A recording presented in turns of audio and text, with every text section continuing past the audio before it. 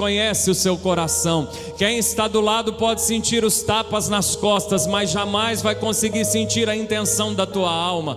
Agora Davi diz no Salmo 139 que diante de Deus é impossível se esconder. Se subo aos céus, lá está. Se faço a minha cama no mais profundo abismo, Ele está. Se eu estou sentado, se eu estou de pé, Ele vê. Jonas fugiu de Deus, mas é possível fugir de Deus? Não é possível fugir de Deus. Aquele homem anda uma distância terrível, e quando está no mar, sobrevém uma grande tempestade, e aquela tempestade não deixa o barco ir. Jonas está dentro de um porão dormindo, um sono, um desânimo com a vida, uma vontade de morrer, de desistir de tudo. Parece que são alguns sintomas que sobrevêm ao Jonas dessa geração. Só que aqueles homens dizem assim: o que está? Acorda esse homem aí para ele nos ajudar. Nós precisamos descobrir o que está acontecendo.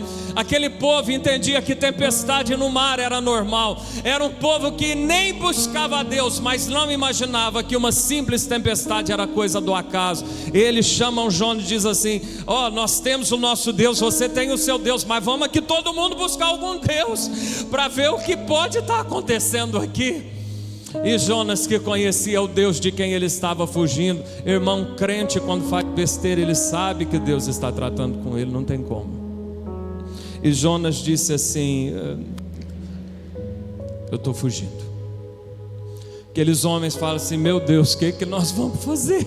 Ele disse assim: me joga no mar. Mas aqueles homens tinham tanto medo do Deus de Jonas que pensava assim: como que nós vamos jogar Jonas no mar? E Jonas não tinha medo do Deus dele. Tem gente lá fora que tem mais medo do seu Deus do que nós temos.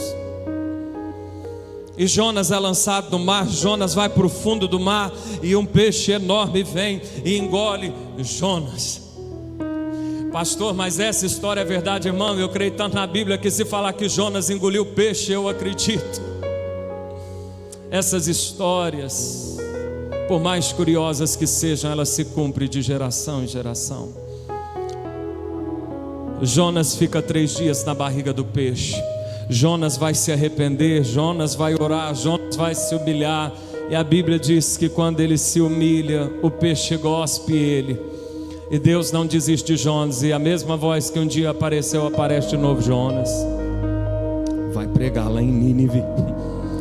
Tem batalhas que vêm porque nós estamos em desobediência. Tem batalhas que vêm porque nós estamos fora do nosso chamado. Deus tem um chamado na sua vida.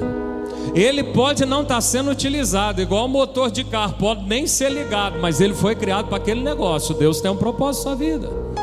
E as tempestades e os problemas não anulam o propósito de Deus. E o que você fez não anula o propósito de Deus. Você pode estar fugindo de Deus faz muito tempo, isso não é capaz de anular o que Deus tem com você.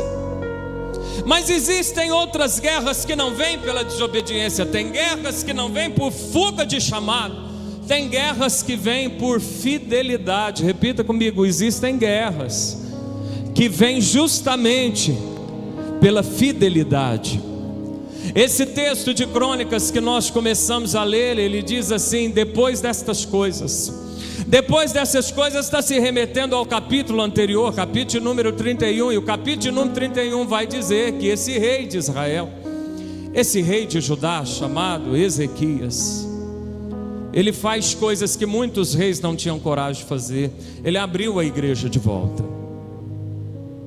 Ele tirou os ídolos do povo. Ele voltou a instituir primícias e dízimos que o povo não trazia mais. Ele fez uma reforma. Ele é considerado um dos maiores avivalistas do Antigo Testamento. E a Bíblia vai dizer que depois que esse homem faz isso tudo para Deus, vem uma grande guerra. Faz questão de dizer que não só depois destas coisas que ele fez no capítulo 31, que homem algum tinha coragem de fazer, depois também desta fidelidade. Preste atenção: a tempestade na vida do filho pródigo só estava querendo dizer para ele: volte para a casa do pai correndo. A tempestade na vida de Jonas estava querendo dizer para ele: pare de fugir do teu chamado e vai fazer o que Deus te chamou para fazer. A tempestade na vida de Ezequias estava dizendo: eu vou te promover, Ezequias. Eu vou te abençoar. E a maneira que Deus abençoa gente fiel é através das tribulações. Pergunta para quem está do teu lado: em qual dessas tempestades você se encontra?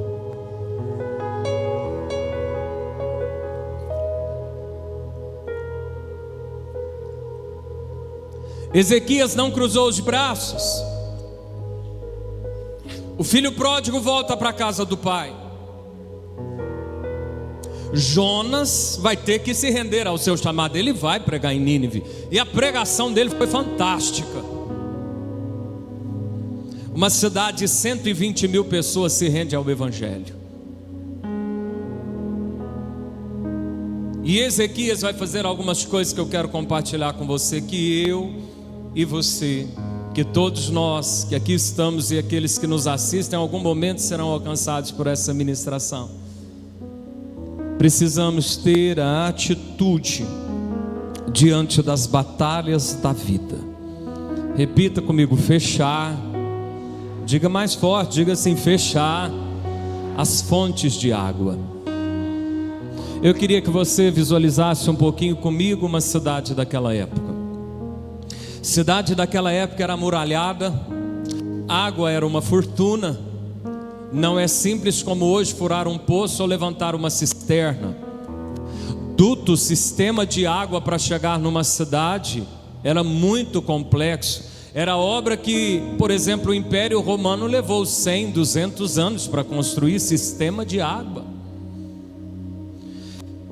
Chega uma má notícia para Ezequias dizendo assim: o mais carrasco e o mais forte rei da terra está vindo aí, e está vindo para cercar tudo. Alguém já se sentiu encurralado pelos problemas? Levante a mão. Não é um problema qualquer, é um problema carrasco. Não é um problema de uma força qualquer, é o maior problema que poderia existir. É o pior exército, mais cruel que havia na época da Síria. Só que Ezequias, quando chega essa má notícia, ele não se prostra, ele não se curva, ele rapidamente toma uma atitude. Ele diz assim: vamos fechar as cisternas, vamos fechar os poços, vamos fechar as fontes de água. Veja comigo, irmão, qual que é a ideia de Ezequias? Esses exércitos vão vir aqui. Tudo bem que temos muralha, mas se eles chegarem e tiver água à vontade, eles vão montar acampamento aqui, eles vão ficar vivendo aqui até nos destruir, porque nós só permanecemos no lugar enquanto tem água. Quem está me entendendo, diga amém. Ezequias diz: vamos fechar, para que se eles vierem, eles não encontrem água aqui. Irmãos, eu estou falando de batalhas espirituais, e eu preciso trazer à sua memória essa noite um dos mais clássicos textos do apóstolo Paulo, Efésios capítulo 6, versículo 12: porque não temos que lutar contra a carne ou sangue, mas contra principados, contra potestades, contra as forças dominadoras das trevas, contra as hostes espirituais da maldade nas regiões celestes. As guerras que nós travamos não é contra a pessoa. As batalhas que nós travamos não é contra os irmãos da igreja, não é contra os políticos, não é contra os vizinhos, não é contra os nossos familiares. Existem seres celestiais de patentes diversas que se camuflam e usam de pessoas e usam de situações para nos afrontar. E a única coisa que o inimigo precisa para colocar um acampamento para te destruir é de uma fonte no seu coração. É por isso, irmão, que vem um texto de Provérbios nesse momento muito claro. Capítulo 4, versículo de número 23, Salomão vai dizer: sobre todas as coisas que se deve guardar, guarda o teu coração, porque dele é que procedem fontes de vida. O diabo quer acessar o teu coração, porque ele precisa de fonte para manter o acampamento dele. Ezequias fecha as fontes para que o inimigo não fique ali, para que o inimigo não coloque o seu acampamento ali. E a fonte através da qual Satanás monta os seus acampamentos contra o crente. Repita comigo: mágoa. Diga assim: ressentimento. Diga: amargura. Fecha as fontes de água. Ezequias tapa as fontes de água, e Salomão vai dizer que através dessas fontes o nosso futuro está caminhando. Uma pessoa em azedume de vida, a Bíblia vai dizer em Hebreus 12:15 que ela não tem paz, e ela contamina os ambientes em que ela chega. Libere perdão, não porque estamos num culto de Santa Ceia, mas porque a nossa vida é feita de batalhas. Libere perdão, porque a nossa luta não é contra pessoas, é contra Satanás e seus demônios. Libere perdão, porque você não pode se entregar de bandeja para Satanás, permitindo que ele bote um acampamento no seu coração para te destruir. Seja a boca de Deus para quem está do seu lado e diga assim: feche as fontes de água. O rei Ezequias fecha as fontes de água. Só que nesse momento, já temendo uma guerra,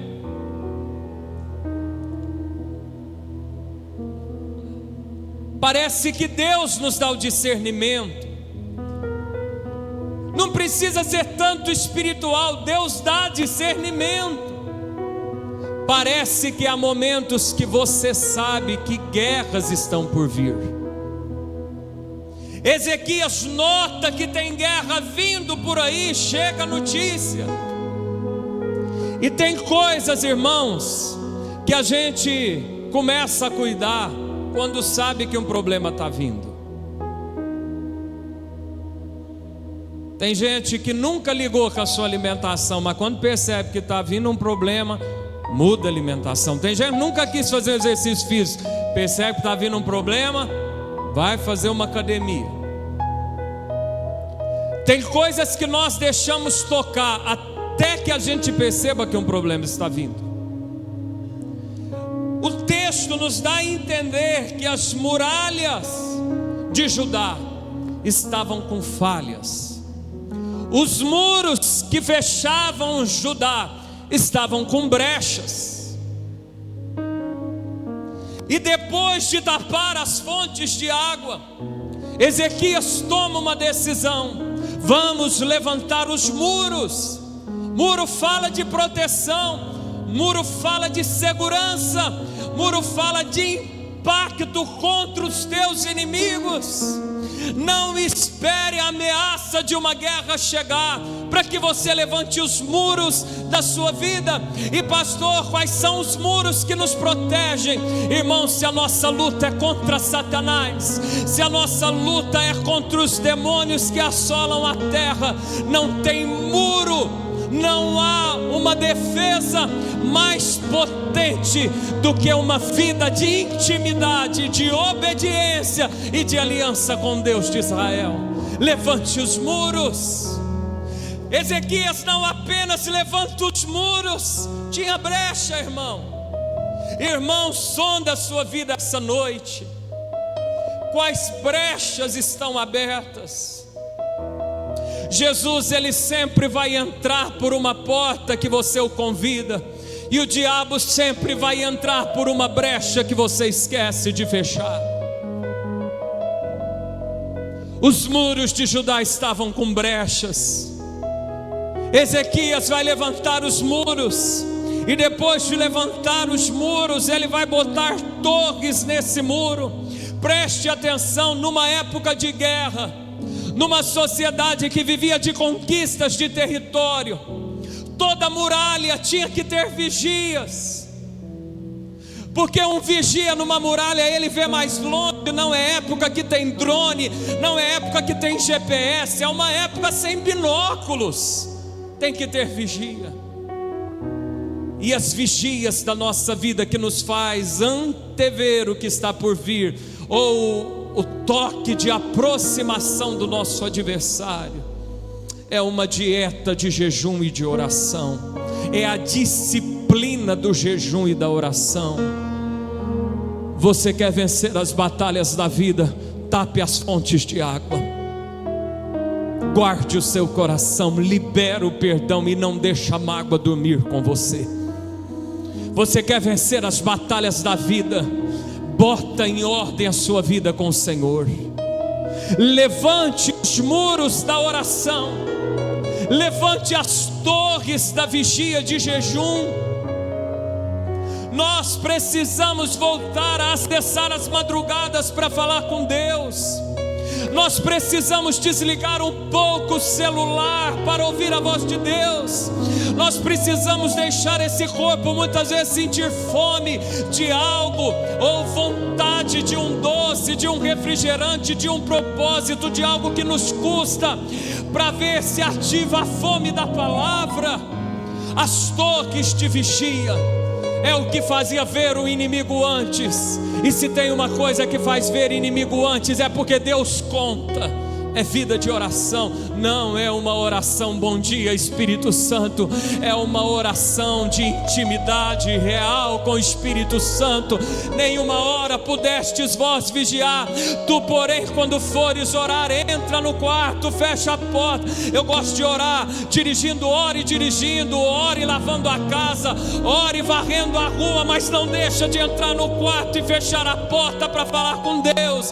Você não sabe quem está vindo por aí e o quanto a tua vida de oração é capaz de te livrar e de te dar vitória. Levante os muros, feche as brechas, bota a torre nele. Pastor, eu acordo muito de madrugada para trabalhar. Levanta, você não sabe o que 10, 15 minutos antes é capaz de te dar vitória naquele dia. Não tenha apenas um hábito de dirigir no carro enquanto você for viajar. Tenha o hábito de orar antes de abrir o portão de sair. Não tenha o hábito de orar apenas quando a comida está posta numa mesa. Tenha o hábito de orar quando a compra estiver entrando na sua despensa. Crie o hábito de orar em todos os momentos e por todas as coisas, porque parece que a nossa vida depende de oração. Levante os muros, levante as torres. E por fim o rei Ezequias reúne todo o povo para dizer assim: não tenham medo. Diga assim comigo: eu não preciso ter medo. Aponta o teu dedo para baixo, diga assim: espírito de medo, saia da minha vida, no nome de Jesus. Ezequias diz assim: não tenham medo, não tenham medo. Olha, com Senaqueribe, com a Síria, com as maldades, pode até estar um braço de carne, mas conosco está o Senhor, o nosso Deus poderoso para guerrear as nossas guerras. O que o rei Ezequias está fazendo nessa hora? Repita comigo: tomando posição. Diga mais forte: tomando posição.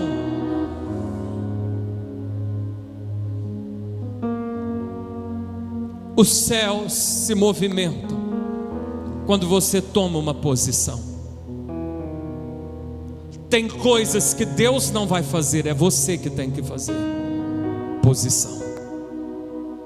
Na batalha do rei Jeosafá, em 2 Crônicas 20, com medo de 3 exércitos, também depois de uma fidelidade, o Senhor aparece. É uma história muito semelhante de 2 reis. O Senhor levanta o profeta para dizer: neste encontro não tereis que pelejar, tomai posição, ficai parados e vede o livramento que o Senhor vos dará ao Judá e Jerusalém. Tomai posição, tomai posição, tomem posição.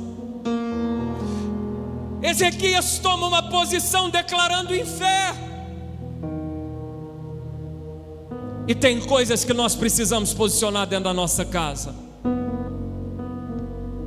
Você está sentindo uma opressão, está virando uma quebradeira, as coisas estão dando errado. Levanta na sua casa e fala: Satanás, saia do meu lar no nome de Jesus. Você não precisa simplesmente alguém ir ungir a porta da sua casa. Chega na sua casa, impõe as mãos e diga: eu aplico o sangue de Jesus no meu lar. Toda opressão, toda nuvem negra, todo peso saia no nome de Jesus. Mas o meu local de trabalho está uma briga, está uma guerra, eu não sei o que eu faço. Assuma a posição dentro do seu local de trabalho. Ezequias toma uma posição. Só que muito mais de uma posição, através de uma declaração de fé, tem posicionamentos que Deus espera de cada um de nós. É impossível ser discípulo sem estar na igreja. É impossível ser discípulo sem ter aliança pastoral. É impossível ser discípulo sem ter aliança com o corpo de Cristo. Posição.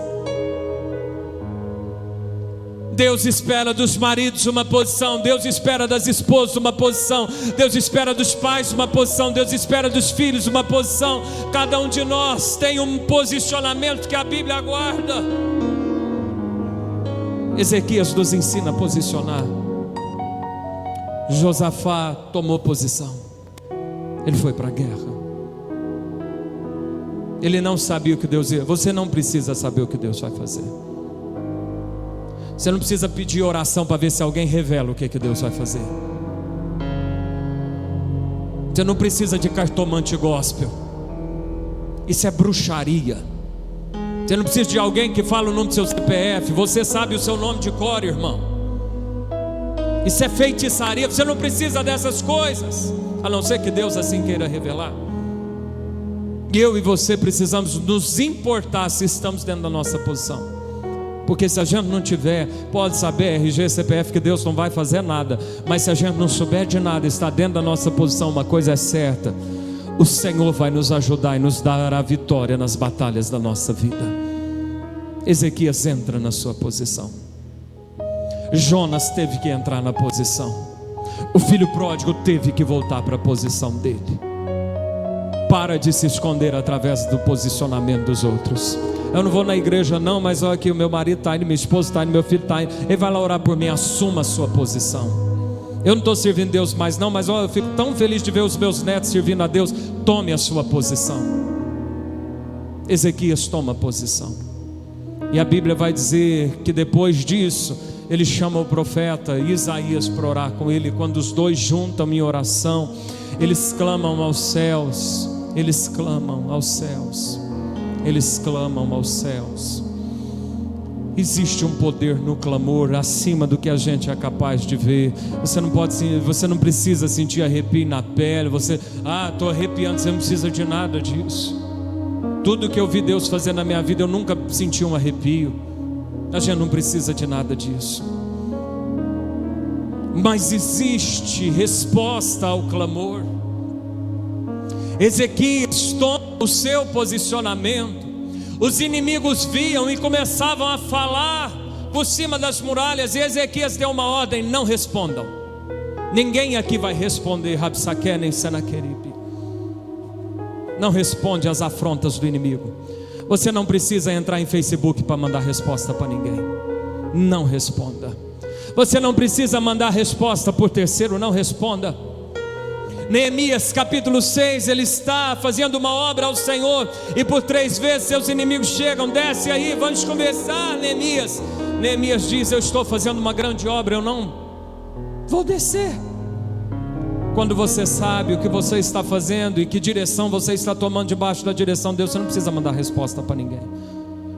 Não precisa mandar resposta, não precisa enviar terceiros, não precisa dar indireta, você não precisa entrar em postagem de ninguém para comentar. Deixa Deus falar. Êxodo 14, versículo 14: calai-vos, o Senhor falará por vocês. Ezequias toma a sua posição. E a Bíblia vai dizer que naquela noite, eu já estou terminando. Ezequias e Isaías oram, mas eles não veem. Tem coisa que você ora aqui, você não vê, você só vai saber daqui um pouco. Você não precisa ver para entender que Deus está agindo.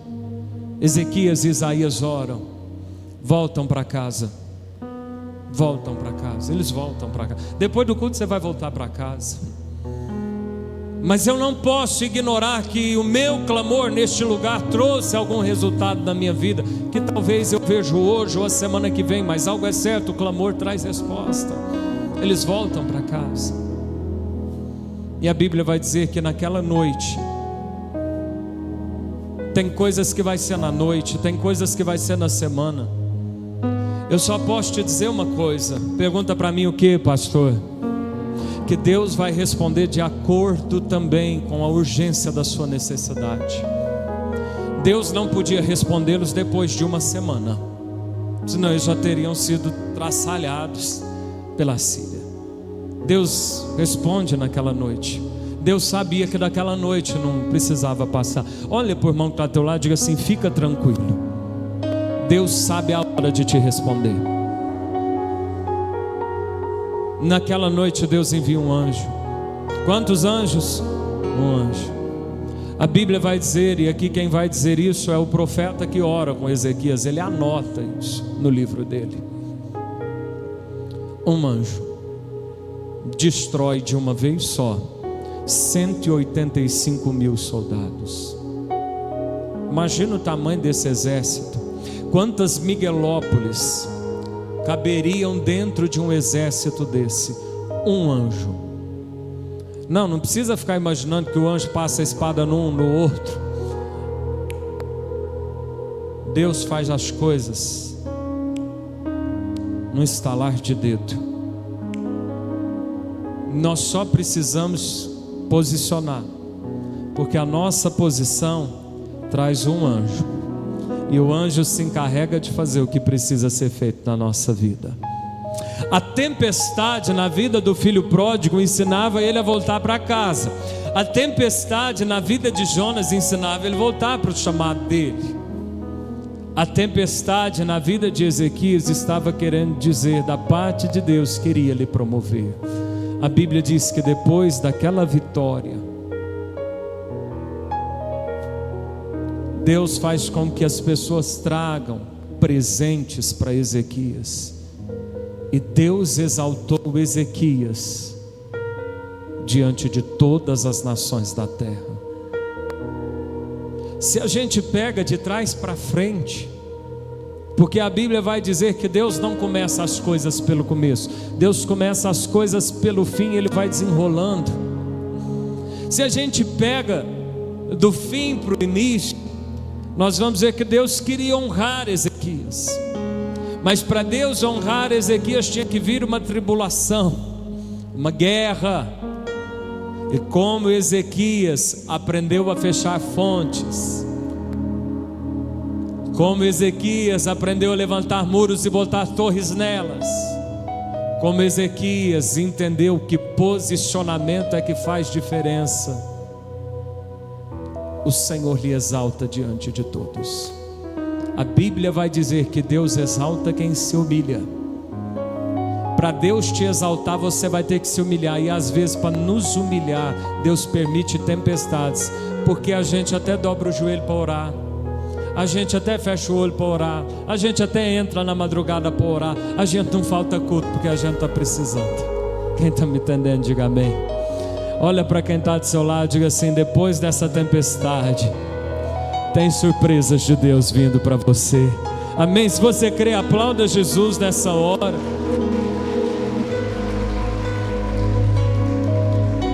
Vamos ficar de pé.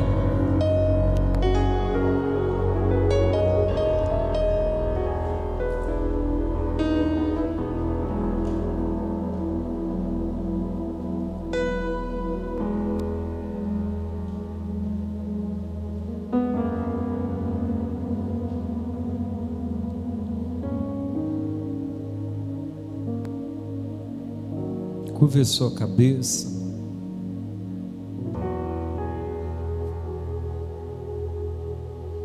Eu gostaria que você nessa hora, em sinceridade com o Espírito Santo, sondasse o seu coração. Você está como filho pródigo, afastado do caminho da obediência. Você não anda mais na casa do Pai. Você não é mais uma pessoa de aliança com a Bíblia. Você acabou se distraindo com o mundo ou se revoltando com o Pai. Ou quem sabe, como Jonas, você até ouve o Pai, você até se move nos dons do Espírito. Deus ainda fala com você, você ainda conhece Deus, mas você parou de servir ao Senhor. Você sabe que Deus tem uma chamada na sua vida, mas você parou. O que será que Deus quer com você? Ou talvez você se encontre como Ezequias, enfrentando guerras. Que fontes de água precisam ser fechadas? Como andam os muros da sua vida de oração? Talvez você orava bastante, hoje você não ora quase nada. Não que se mede vida por tempo de oração, mas é que o tempo que nós dedicamos a Deus também demonstra a nossa devoção a Ele. Você jejuava com frequência e hoje não jejua mais. Ou quem sabe é o seu posicionamento. Não tem mais palavra de vitória, só tem palavra de fracasso e de derrota. Você vigiava tanto a língua, hoje você fala besteira sem parar. Você não se posiciona. A mulher de Jó não se posicionava, e pior, ela queria tirar Jó da posição dele. Mais triste do que não se posicionar é querer tirar alguém da sua posição.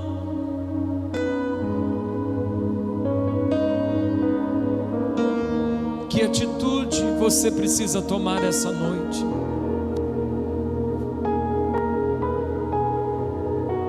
Para vencer essa guerra? De uma forma ou de outra, Deus vai te abençoar depois dessa batalha. O filho pródigo foi abençoado depois da batalha. O profeta Jonas foi abençoado depois da batalha. Ezequias, Josafá foram abençoados depois da batalha. Deus permite batalhas não porque Ele quer te destruir, é porque como um pai Ele te ama, Ele te corrige. E essa correção é sinal de paternidade divina, é por amor. Deus sabe o que está fazendo com você. Deus sabe como trabalhar no teu coração. Deus sabe como acessar as estruturas mais profundas da sua alma. Deus sabe. Se você essa noite está diante de uma guerra, está diante de uma batalha que talvez perdura, você que já não sabe mais o que faz, ou hoje está ouvindo da parte de Deus um esclarecimento sobre tua história, eu quero te convidar, se é um filho pródigo, se é um Jonas, ou quem sabe um Ezequias aqui, que você se curvasse diante da presença do Senhor aí no teu lugar, que você se pusesse de joelhos, e se tiver que perdoar alguém, que você perdoe, e se tiver que confessar pecado e pedir perdão, peça nessa hora, pela desobediência, por negligenciar a tua chamada, por ter saído da casa do Pai. Eu quero te convidar nessa hora a se curvar diante do Eterno, a falar com Ele, a pedir ajuda dEle, a clamar como Ezequias fez com Isaías.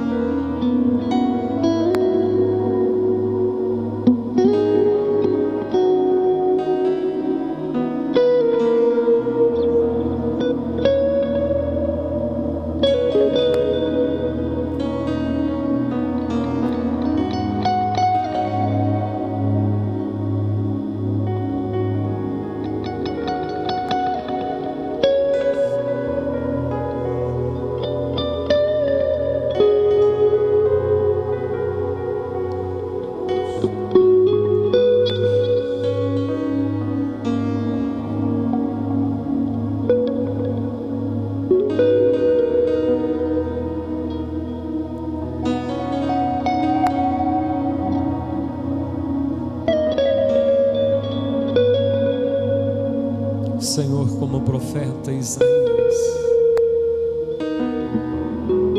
uniu a fé e clamou junto com o rei Ezequias. Como ministro do teu evangelho e servo do Senhor e deste povo, eu uno a minha fé com a de cada um e eu venho erguer um clamor ao Senhor nessa noite.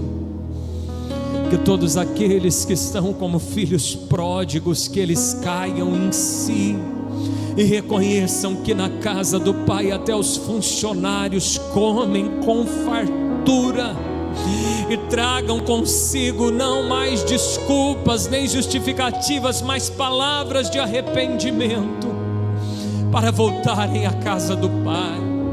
Senhor, eu oro por aqueles que estão como Jonas, que um dia, Senhor, cantaram, pregaram, tocaram, fizeram missões, foram intercessores, evangelistas, missionários, líderes.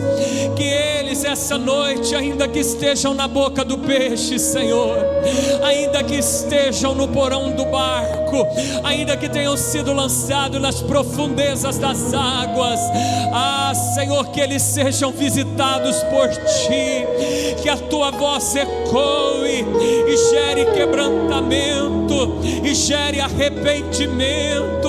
Ó Eterno, coloca-os no prumo do Teu propósito. Por misericórdia eu lhe peço em nome de Jesus, meu Pai. Se há alguém aqui como Ezequias, enfrentando batalhas espirituais e almejando êxito, lembra-te, ó Deus, das fiéis misericórdias prometidas a Davi. Lembra-te, ó Deus, do sacrifício do Filho no Calvário, porque nós não temos nada de bom para te oferecer. Todas as nossas justiças não passam de um trapo de chão sujo. Nós não estamos apoiados em nós, mas no sacrifício do Filho. E eu peço, dê a cada um discernimento de fechar as brechas, dê a cada um discernimento de liberar perdão, de guardar o coração, de levantar, ó Deus, as trincheiras da oração, do jejum e de se posicionar em o nome de Jesus. Todo espírito de covardia que faz correr de problema, todo espírito de Saul que faz ficar escondido atrás de bagagem, atrás do esposo, atrás da esposa, atrás dos pais, dos filhos de alguém, saia no nome de Jesus. Que venha o espírito de ousadia, que venha o espírito de coragem, o espírito, ó Deus, de servos confiantes no Senhor. Meu Pai, bata o martelo nessa noite, assina decretos de vitória, envia anjos do alto céus. Não importa quantos soldados estão contra nós, não importa que obra tenha sido feita, não importa que demônio tenha sido invocado, que sangue tenha sido derramado, nós cremos que há poder no sangue de Jesus. Todo joelho se dobrará diante deste nome. E nessa noite, ó Deus, envia seres celestiais, envia milícias de anjos do alto céus para sobrevoarem este lugar, para guerrearem a favor dos teus. Todo espírito de enfermidade desapareça no nome de Jesus. Toca, ó Deus, do alto da cabeça, a planta dos pés, no corpo, na mente, na alma, no espírito. Abra, Senhor, portas que estão fechadas. Senhor, libera ações judiciais, benefícios que se encontram retidos. Toda resistência demoníaca seja destruída pelo nome de Jesus.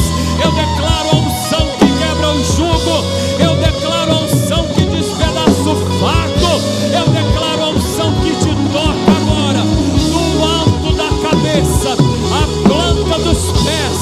Receba a tua vitória nessa noite.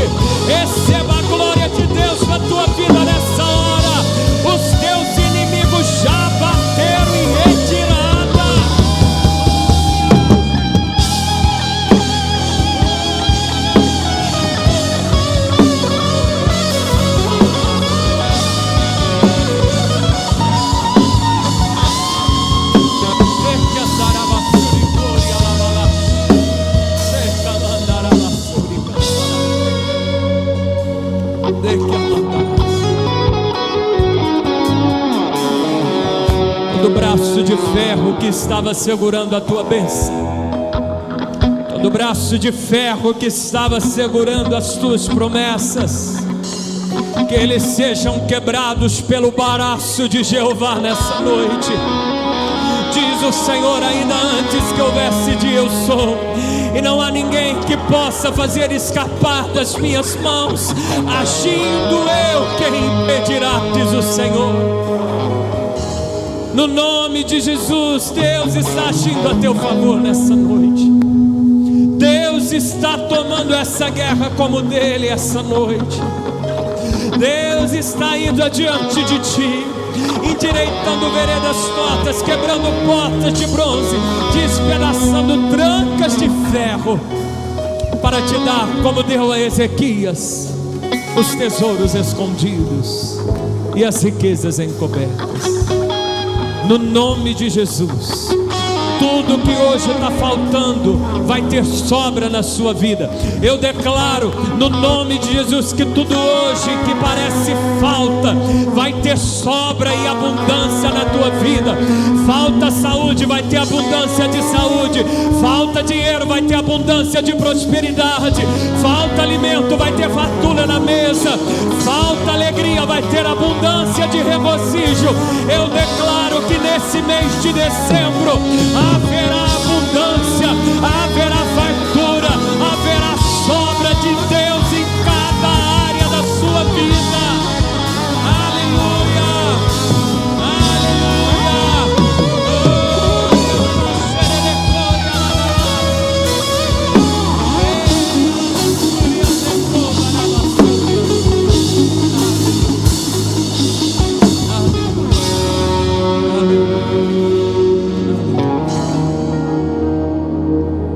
Nós vamos ministrar a Santa Ceia do Senhor.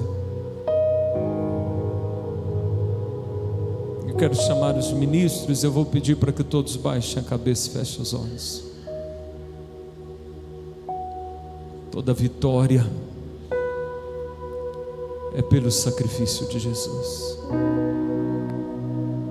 O corpo dele foi partido, o sangue dele foi derramado. Ele padeceu, mas ao terceiro dia ele ressuscitou. Ele venceu a morte e hoje está sentado à destra do Pai, orando por cada um de nós. Mas através do seu sangue, da sua morte, da sua vitória, nós podemos vencer também tudo aquilo que hoje nos afronta. É por isso que nesse momento eu quero te convidar a agradecer a Jesus pelo sacrifício dele. Agradeça a Jesus por ter morrido no seu lugar. No louvor foi citado o Getsemane. Agradeça por ele não ter desistido lá. Ele foi a oferta. Deus proveu o cordeiro para Abraão, mas para Jesus Deus não proveu o cordeiro. Ele foi o cordeiro. Agradeça, porque nós temos a salvação, porque nós temos o perdão dos pecados.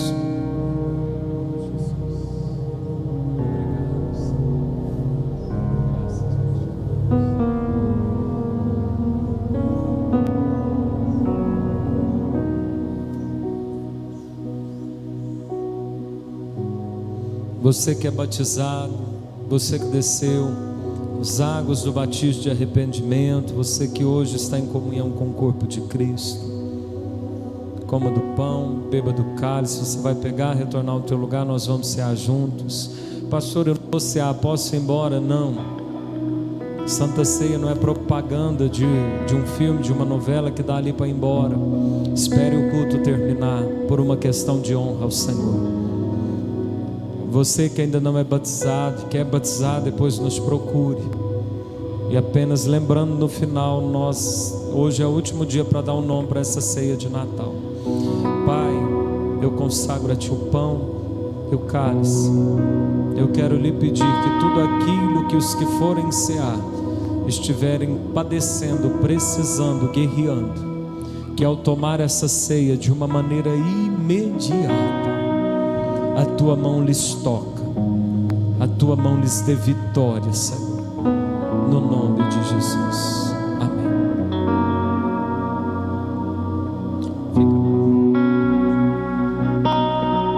Você que está à minha esquerda, pegue o pão e o cálice na esquerda. Você que está à minha direita, da mesma maneira.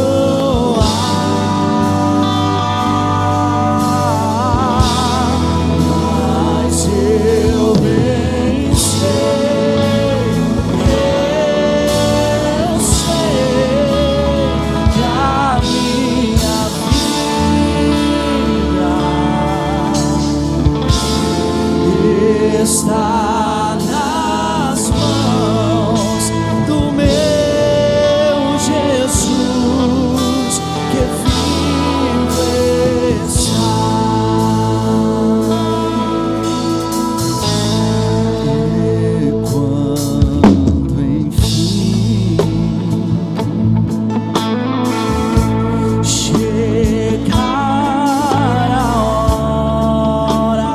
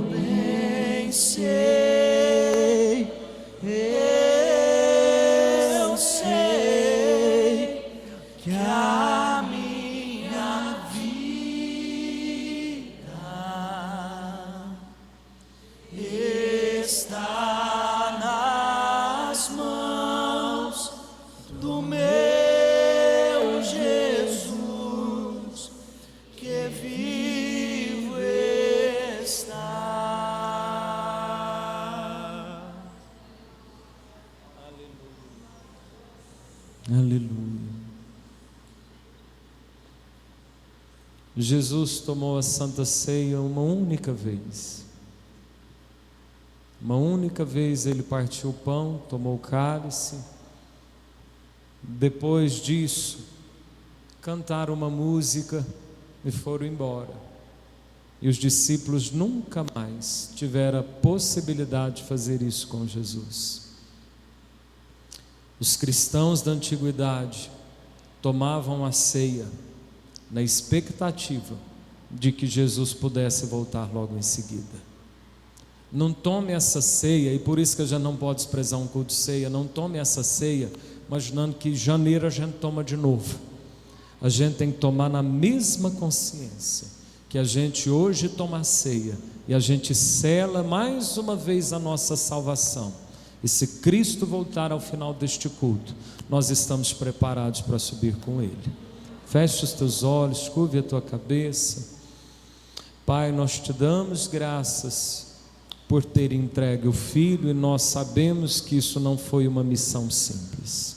Jesus, nós te agradecemos por não ter desistido, porque a tua palavra diz que pode ser que alguém até decida morrer por um justo, mas não para tantos pecadores como cada um de nós.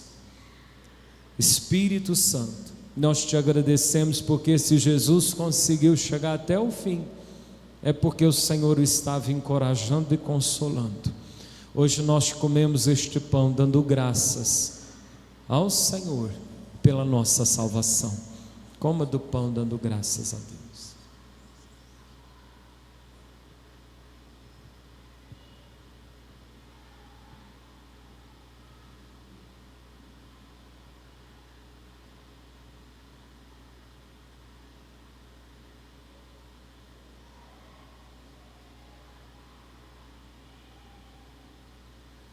Levante o cálice ao Senhor. Senhor Jesus, nós te louvamos pela tua vida que foi entregue para que hoje a gente tivesse vida. O Senhor perdeu o sangue para que hoje a gente tivesse sangue. O Senhor foi aflito para que a gente tivesse paz. O Senhor se fez pobre para que nós fôssemos prósperos. O Senhor levou todas as doenças para que a gente tivesse cura. O Senhor ficou afastado do Pai na cruz para que hoje a gente pudesse ter livre acesso à presença dEle. Nós sabemos, Jesus, que isso não foi simples para o Senhor, mas nós oferecemos a nossa gratidão tomando o teu cálice essa noite.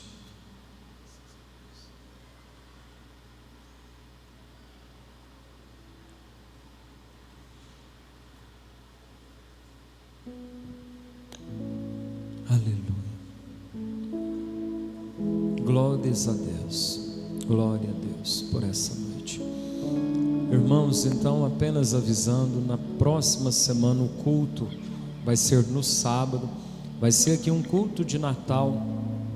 Não falte as apresentações. O culto vai ser aqui na igreja, aberto. E depois nós estamos organizando esse jantar lá na ETEC para nossa confraternização.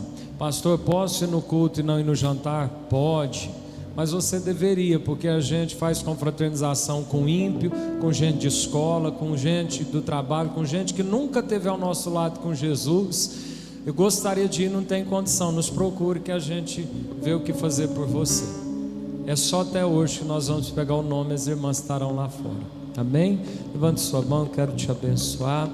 Que o grande amor de Deus Pai, a graça de teu Filho Jesus Cristo e as doces consolações do Espírito Santo sejam conosco e com toda a nossa irmandade espalhada sobre a face da terra. Amém? Dê a paz do Senhor para quem está do seu lado.